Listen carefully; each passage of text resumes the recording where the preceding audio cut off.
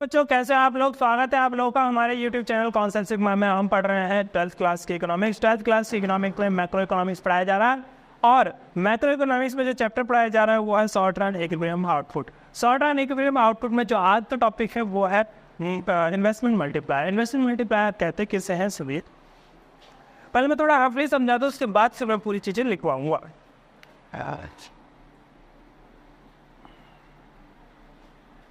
देखिएगा बस ध्यान से, जब मैं बोलूंगा तब आपको चीजें समझ में आ रही।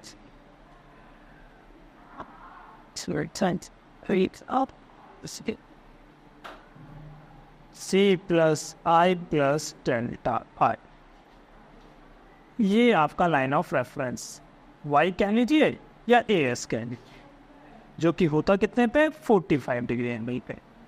ये एक्स एक्सिस, यहाँ मैं एडी लिख सकता हूँ, ए एस लिख सकता हूँ, इधर इनकम जीडीपी भी लिखा जा सकता है।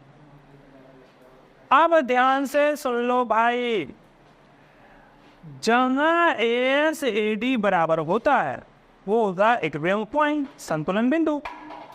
तो ए एस ए डी बराबर है यहाँ पे संतुलन बिंदु। एक ए डी मैंने और बनाया है तो इसका मतलब एक संतुलन बिंदु यहाँ पे भी है। अच्छा, इस एडी और इस एडी में क्या फर्क है? एडी एग्रीगेट डिमांड, जिसके दो कंपोनेंट्स होते हैं टू सेक्टर इकोनॉमी में। 3 सेक्टर इकोनॉमी में 3 के कंपोनेंट होते हैं, 4 सेक्टर इकोनॉमी में 4 कंपोनेंट होते हैं। बड़ा सिंपल सा। 2 sector economy 2 component, 3 sector economy 3 component, 4 sector economy 4 component. अब एडी के जो 2 कंपोनेंट है 2 सेक्टर इकोनॉमी में, C plus I, consumption and investment. AD होता क्या है? एडी होता है एग्रीगेट एक्सपेंडिचर। एग्रीगेट एक्सपेंडिचर का मतलब समग्र व्यय, हिंदी में कहें तो। इंग्लिश में यदि आप इसे लिखोगे तो एग्रीगेट एक्सपेंडिचर लिखिए। ये क्या है एग्रीगेट एक्सपेंडिचर? एक लेखा वर्ष में जितने भी लोग वस्तुओं और सेवाओं पर खर्च करने की योजना बनाते हैं उसको कहते हैं हम एग्रीगेट एक्सपेंडिचर या फिर एग्रीगेट डिमांड। ठीक है, यानी plan expenditure on all the goods and services produced with in the domestic, with in the economy of the country या फिर with in the economy in one accounting year, एक accounting year. समग्र में जो है उसके 2 कंपोनेंट सी प्लस आई। अब मैंने आपको बताया कि एएस जो होता है वो पैसिव होता है। बताया था पिछली क्लास में कि एएस पैसिव होता है। पैसिव मतलब कि एएस अपने आप को ढाल लेता है एडी के अनुसार। एएस अपने आप को ढाल लेता है एडी के अनुसार। यदि एडी ज़्यादा होता है तो एएस अपने आप को सरका लेता है एडी की तरफ और एएस भी ज़्यादा हो जाता है। और यदि एडी कम होता है तो एएस अपने आप को सरका लेता है एडी की तरफ और एएस एडी के बराबर हो जाता है, कम हो जाता है।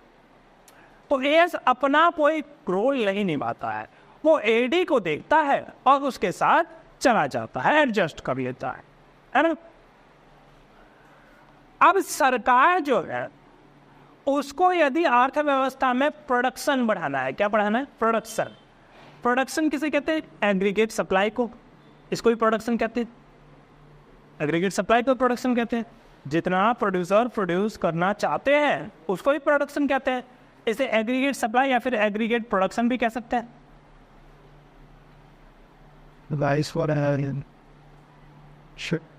अब सरकार जो है, सुन लीजिए ध्यान से, अब सरकार जो है वो क्या चाहती है? सरकार चाहती है कि प्रोडक्शन बढ़ाया जाए, एग्रीगेट सप्लाई बढ़ाया जाए। तो एग्रीगेट तो सप्लाई तो बढ़ ही नहीं सकता, एग्रीगेट सप्लाई हम बढ़ा ही नहीं सकते। क्यों नहीं बढ़ा सकते? क्योंकि एग्रीगेट सप्लाई पैसिव होता है, वो डिमांड के अनुसार चलता है। जैसे जैसे डिमांड मूव करेगा एग्रीगेट सप्लाई अपने आप को उसी हिसाब से मूव करता जाएगा। Aggregate demand is active and aggregate supply is passive. Aggregate supply follows aggregate demand. ठीक, अब सरकार को यदि एग्रीगेट सप्लाई बढ़ाना है तो इसमें चेंज नहीं कर सकती, तो सरकार को किस में चेंज करना पड़ेगा? किसमें? एग्रीगेट डिमांड में। तो एग्रीगेट सप्लाई बढ़ाने के लिए सरकार को एग्रीगेट डिमांड बढ़ाना पड़ेगा। अब एग्रीगेट डिमांड बढ़े तो बढ़े कैसे? भाई देख लो एग्रीगेट डिमांड के अंदर कौन कौन सी चीजें आती है, उसको बढ़ा दो, एग्रीगेट डिमांड बढ़ जाएगा। तो एग्रीगेट डिमांड के अंदर 2 चीजें लिखी है मैंने, एक कंजम्पशन और एक इन्वेस्टमेंट। कंजम्पशन को बढ़ा पाना मुश्किल है, इनिशियली कंजम्पशन को बढ़ा पाना मुश्किल, ठीक है। सरकार क्या करती है फिर ऐसी स्थिति में? सरकार कंजम्पशन को नहीं बढ़ाती, सरकार में क्या करती है? सरकार इन्वेस्टमेंट को बढ़ाती है, क्योंकि कंजम्पशन को बढ़ाना सरकार के लिए नुकसानदेह है, ठीक। सरकार इन्वेस्टमेंट को बढ़ाती है, कंजम्पशन अपने आप बढ़ जाएगा, ठीक है। तो सरकार इन्वेस्टमेंट को यदि बढ़ा दे, थोड़ा सा चेंज कर दे इन्वेस्टमेंट में, थोड़ा सा इन्वेस्टमेंट बढ़ा दे, तो एग्रीगेट डिमांड बढ़ जाएगा।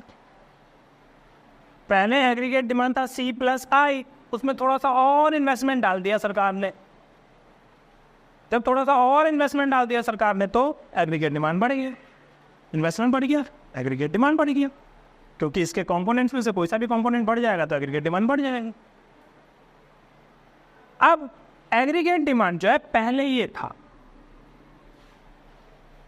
हमने क्या किया? इन्वेस्टमेंट थोड़ा सा बढ़ा दिया, तो एग्रीगेट डिमांड ऊपर की ओर शिफ्ट हो गया। और जितना शिफ्ट हुआ है ऊपर की ओर, वो किसकी वजह से चीज शिफ्ट हुआ है? डेल्टा आई की वजह से, यानी चेंज इन इन्वेस्टमेंट की वजह से। इन्वेस्टमेंट बढ़ा दिया हमने, एग्रीगेट डिमांड ऊपर शिफ्ट हो गई। यदि हमने एग्रीगेट डिमांड ऊपर शिफ्ट कर दिया तो देखो, पहले जो स्थिति थी कि अर्थव्यवस्था इस बिंदु पे संतुलन था, अब जो स्थिति है कि अर्थव्यवस्था इस बिंदु पे संतुलन,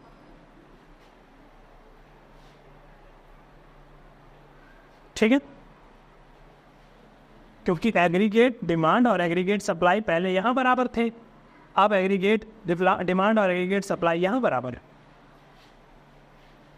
तो एग्रीगेट सप्लाई पहले एग्रीगेट डिमांड के हिसाब से इतने पे ही रुका हुआ था।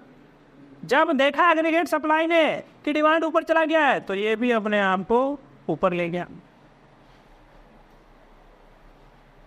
ठीक है। और पहले सप्लाई यहीं पे रुक जाती थी, अब सप्लाई ऊपर चली गई, क्योंकि डिमांड ऊपर चला गया, सप्लाई भी ऊपर चला गया अपने आप लेके। तो पहले प्रोडक्शन इतना होता था, अब प्रोडक्शन इतना होता, ठीक है। अब प्रोडक्शन का मतलब इनकम, तो इतना हिस्सा आपका प्रोडक्शन बढ़ गया, यानी कि इनकम बढ़ गया, ठीक है। और इतना हिस्सा आपका इन्वेस्टमेंट बढ़ा है। बताओ इन्वेस्टमेंट ज्यादा बढ़ा है या फिर इनकम ज्यादा बढ़ा? ऑब्वियस सी बात है, इन्वेस्टमेंट नाप के देख लेना भाई, इन्वेस्टमेंट इतना बढ़ा है और इनकम इतना बढ़ा है, ठीक है। रफली बताए, रफली तो 2 गुना बढ़ा है।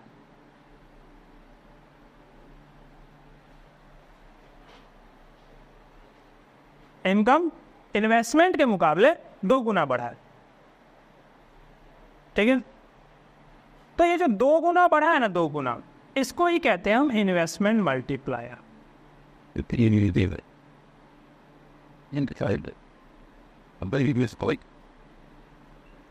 निवेश गुणक मतलब, सुनिए, निवेश में परिवर्तन के फलस्वरूप आय में जितने गुना परिवर्तन होता है, ठीक है, आय में निवेश में परिवर्तन के फलस्वरूप आय में निवेश के मुकाबले जितने गुना परिवर्तन होता है उसको कहते हैं निवेश गुणक। डेफिनेशन लिख लीजिए,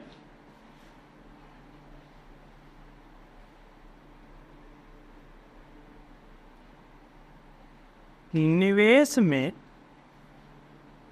परिवर्तन के फलस्वरूप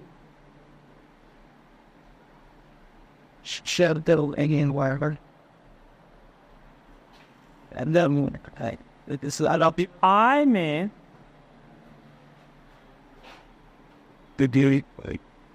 निवेश के मुकाबले जितने गुना परिवर्तन होता है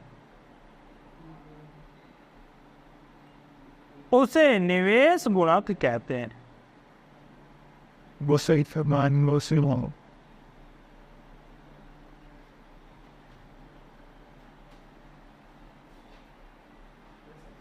यह है आय में परिवर्तन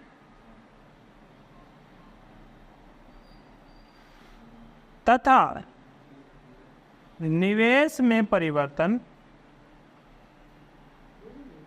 के फल के बीच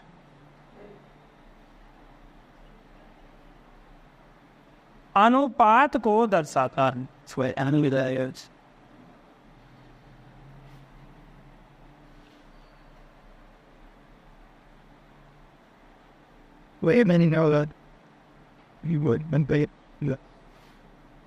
Multiple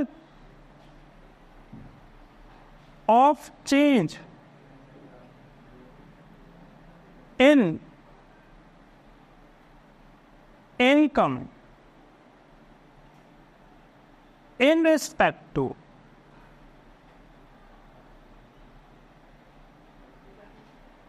change in investment is called investment multiplier. Well, then use them more. But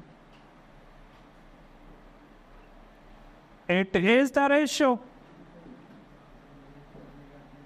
between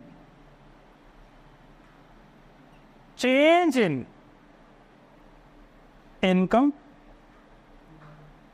and change in investment. ठीक है, फार्मूला कैसे बना भाई? फार्मूला क्या है? मैंने फार्मूला लिख दिया, देखो कहाँ लिखा मैंने फार्मूला। ये है आय में परिवर्तन यानी चेंज इन वाई तथा निवेश में परिवर्तन के बीच अनुपात। अनुपात का मतलब बटा। इसी को क्या कहा जाएगा? के का मतलब है इन्वेस्टमेंट मल्टीप्लायर।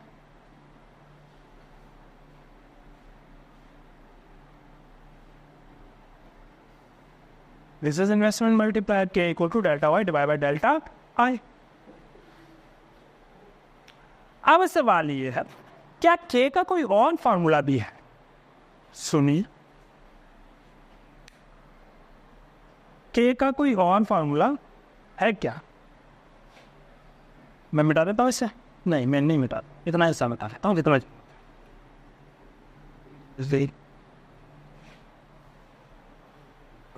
देखिए,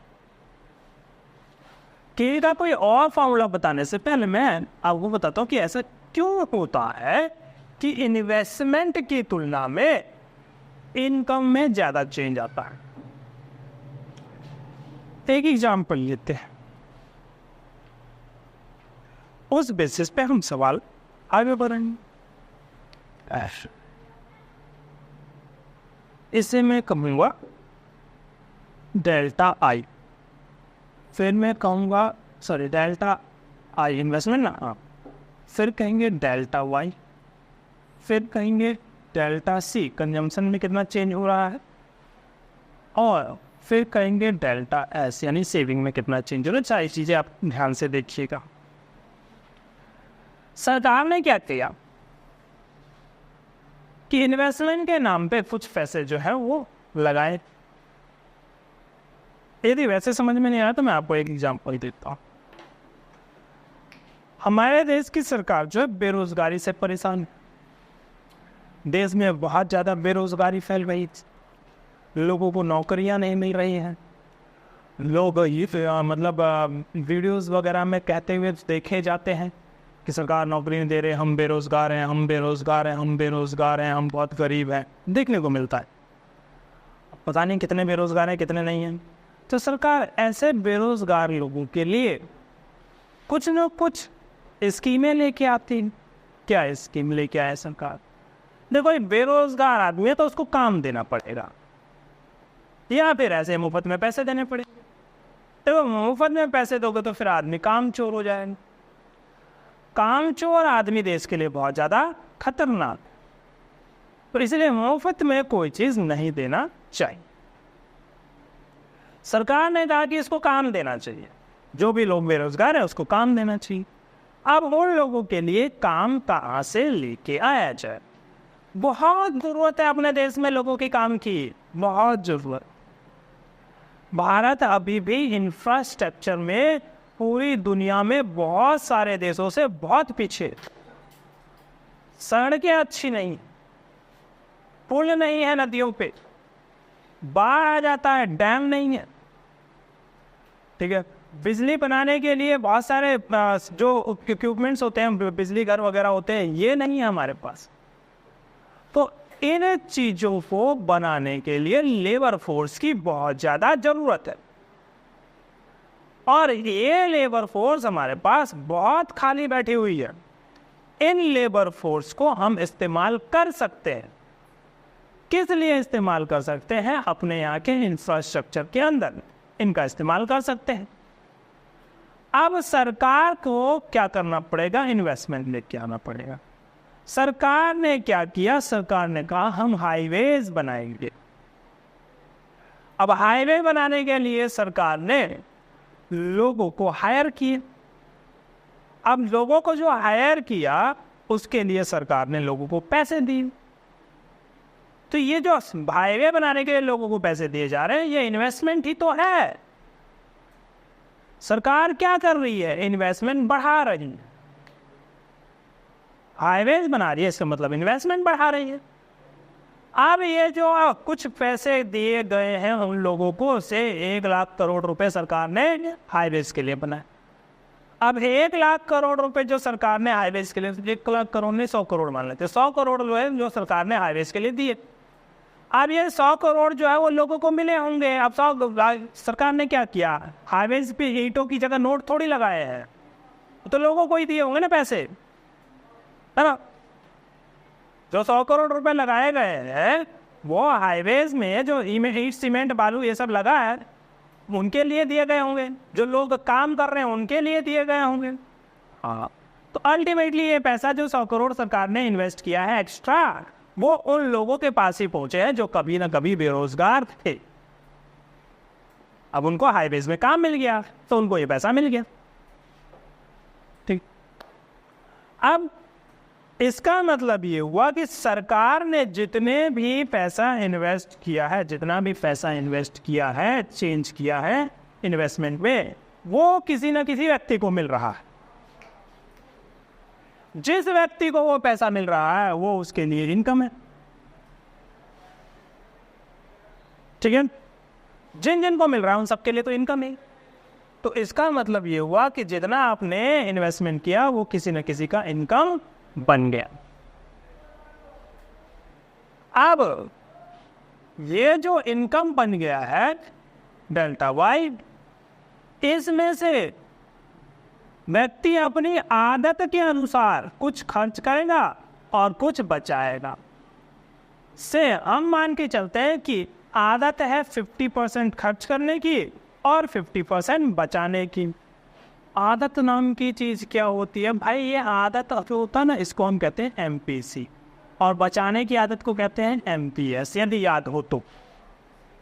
और तो जितना चेंज हो रहा है इनकम, उसमें से कुछ परसेंट खर्च किया जाएगा और कुछ परसेंट बचाया जाएगा। मैंने कहा कि 50% खर्च किया जा रहा है, 0.5 MPS है, MPC आपकी खर्च करने की आदत, और बचाने की आदत है 0.5, 50% बचाने की। तो ये 100 करोड़ जिस व्यक्ति को मिला होगा, जिन लोगों को मिला होगा, वो लोग भी हमारी तरह ही एवरेज आदत में होंगे। तो उन्होंने क्या किया? 50% खर्च कर दिया, यानी 50 करोड़ खर्च कर दिया और 50 करोड़ बचा लिए, ठीक है। और ये बचत भी कैसी है? ये बचत है उनके घर में पड़े हुए नोट वोट, इस प्रकार की बचत।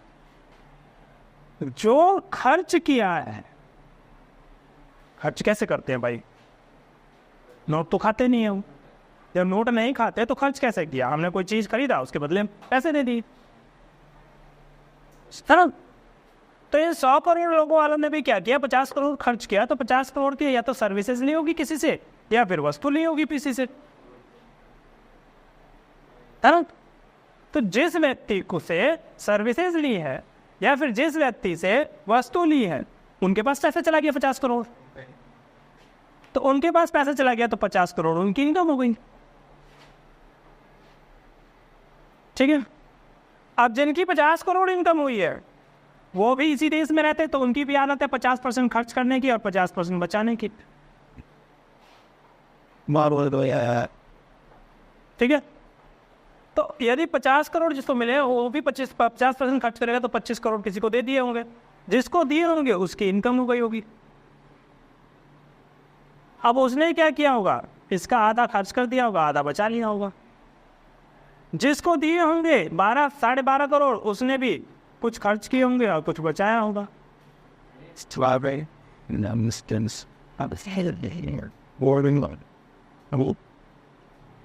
ये लगभग एंड तक जाएगा, और जब ये एंड तक जाएगा तो ये बन जाएगा आपका 200 करोड़। ठीक है। तो आपने लगाया था 100 करोड़ और बन गया इनकम 200 करोड़। तो इसीलिए इन्वेस्टमेंट में चेंज के मुकाबले इनकम में चेंज ज्यादा नजर आता है। ठीक है। कितना ज्यादा होगा ये डिपेंड करता है खर्च करने की आदत पे। किस पे? खर्च करने की आदत। आपके खर्च करने की आदत जितनी ज्यादा होगी उतनी ज्यादा इनकम यहां मल्टीपल में आएगी। यदि 50% की जगह आदमी 75% खर्च करता तो यहां पे इनकम कुछ और हो। ठीक है। यदि 100% ही खर्च करता तो फिर इनकम कुछ और हो। 60% खर्च करता तो इनकम कुछ और है। तो यानी खर्च करने की आदत पे चेंज इन इनकम डिपेंड करता है। खर्च करने की आदत पे टेक्निकल वर्ड एमपीसी पे डिपेंड करता है, डिपेंड्स अपॉन एमपीसी।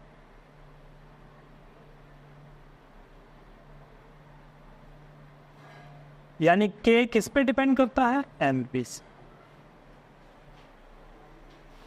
जितना ज्यादा एमपीसी उतना ज्यादा के। ठीक है। इसका मतलब कि जितना ज्यादा एमपीसी उतना ज्यादा के। तो के का एमपीसी से भी कोई फार्मूला बनना चाहिए। आज के का एमपीसी से ये फार्मूला बनता है 1/1 - एमपीसी। और के का एमपीएस से भी फार्मूला बनता है 1/MPS। ठीक है। कैसे बनता है? फार्मूले में तो कोई रिलेशनशिप ही नहीं। रिलेशनशिप बताते हैं आपको। K = होता है 1 - MPC। अब आपने पढ़ा था कि MPC को हम लिख सकते हैं ΔC/ΔY। यही लिख सकते हैं। अब ध्यान देंगे, यदि इसका मैं एलसीएम निकालूं तो नीचे आएगा ΔY, ऊपर आएगा ΔY - ΔC। क्रॉस मल्टीप्लाई करके यदि आप इसे ऊपर ले जाओगे तो ΔY ऊपर आ जाएगा, नीचे आ जाएगा ΔY - ΔC। ठीक है। अब ΔY में से ΔC घटाओगे तो आएगा आपका ΔI। यही आएगा ना। यदि आप C में से I घटा दोगे, ये रहा आपका C, ΔC यदि घटा देते हो तो I आएगा। नहीं, ΔC घटा देंगे तो ऐसा आएगा। ऐसा आएगा। पर इक्विलिब्रियम पॉइंट पे S और I दोनों ही बराबर होते हैं। संतुलन बिंदु पे S और I दोनों ही बराबर होते हैं, तो इसीलिए डेल्टा आई भी लिखा जा सकता है और के का फॉर्मूला वही था। ठीक है, तो 1 divide by 1 minus MPC is equal to k ही होता है। अब एक बात बताइए, जितनी बातें मैंने बताई वो समझ में तो आया ही होगा। अब क्या के नेगेटिव भी हो सकता है? बिल्कुल। यदि आपने इन्वेस्टमेंट कम कर दिया, मतलब इन्वेस्टमेंट कम कर दिया, सॉरी के नेगेटिव नहीं होगा, के तो पॉजिटिव ही होगा। यदि इन्वेस्टमेंट कम कर दिया तो क्या इनकम कम भी हो सकती है? हाँ बिल्कुल, इनकम कम भी हो सकती है। के का वैल्यू पॉजिटिव ही आएगा, पर मैं ये कह रहा हूँ कि इनकम गिर सकती है क्या कभी चेंज इन इन्वेस्टमेंट की वजह से? हाँ, चेंज इन इन्वेस्टमेंट की वजह से इनकम गिर सकती है। यदि आप इन्वेस्टमेंट कम कर देंगे तो इनकम भी कम हो जाएगी, इन्वेस्टमेंट बढ़ा देंगे तो इनकम भी बढ़ जाएगा। तो इसलिए सरकार क्या कोशिश करती है कि हमारे देश में किसी भी प्रकार से इन्वेस्टमेंट लगाया जाए, डाला जाए। अपने देश वाले नहीं डालते हैं तो विदेशी लोग डालें। तो कुछ दिन पहले क्या हुआ था, अडानी कंपनी के ऊपर किसी विदेशी कंपनी ने एक रिपोर्ट जारी की थी जिसमें बताया गया था कि ये जो है फेक है, गलत शेयर्स बता रखा है, प्राइस जो है वो गलत है, फ्रॉड वगैरह हुआ है, ऐसी चीज़ें बताई गई। तो ये हाँ वो हल्ला हुआ बहुत ज़्यादा, फिर अडानी कंपनी के शेयर्स जो है बहुत ज़्यादा गिर गए, अडानी ग्रुप्स के, और लोगों ने ट्रस्ट करना छोड़ दिया। ठीक, तो इससे क्या हुआ, तो वो गवर्नमेंट के ऊपर प्रेशर बनाया गया कि अडानी के खिलाफ जांच किया जाए, ये किया जाए, वो किया जाए। किसने प्रेशर बनाया? विपक्ष। तो विपक्षी लोगों ने गवर्नमेंट के ऊपर प्रेशर बनाया कि गवर्नमेंट इसके ऊपर एक्शन ले, गवर्नमेंट इसके ऊपर एक्शन ले, गवर्नमेंट ये करे, गवर्नमेंट ये करे, अडानी ग्रुप को बंद करे। ऐसा पता भी है लाखों लोगों को रोजगार दे रहा है अडानी ग्रुप। यदि सरकार ने एक एक्शन ले लिया होता और अडानी ग्रुप बंद हो जाता तो लाखों करोड़ों लोग रोड पे आ जाते, नौकरी नहीं मिलता, देश की अर्थव्यवस्था डगमगा जाती। ठीक है, बहुत सारे लोग भूखे भी मर सकते। तो इसीलिए गवर्नमेंट कभी भी किसी भी बड़े बिजनेसमैन को हाथ नहीं लगाती है। कारण यह है कि यदि वो अपना इन्वेस्टमेंट निकाल लेगा तो देश की आर्थिक स्थिति बहुत खराब भी हो सकती। तो इन्वेस्टमेंट जनरली इनकम जनरेट करता है। जैसे जैसे इन्वेस्टमेंट बढ़ेगा देश की इनकम वैसे वैसे बढ़ेगी, लोगों को रोजगार वैसे वैसे मिलेगा। ठीक है, तो मैंने जितनी बातें बताई है इसके अलावा और कुछ नहीं है इस चैप्टर में। चैप्टर खत्म ओवर है और मुझे उम्मीद है चैप्टर समझ में आया होगा। अब आगे जो है अगला चैप्टर अगले वीडियो में पढ़ेंगे। तब तक के लिए धन्यवाद। वीडियो को देखिए, लाइक कीजिए, शेयर कीजिए और चैनल को सब्सक्राइब कीजिए। Thank you.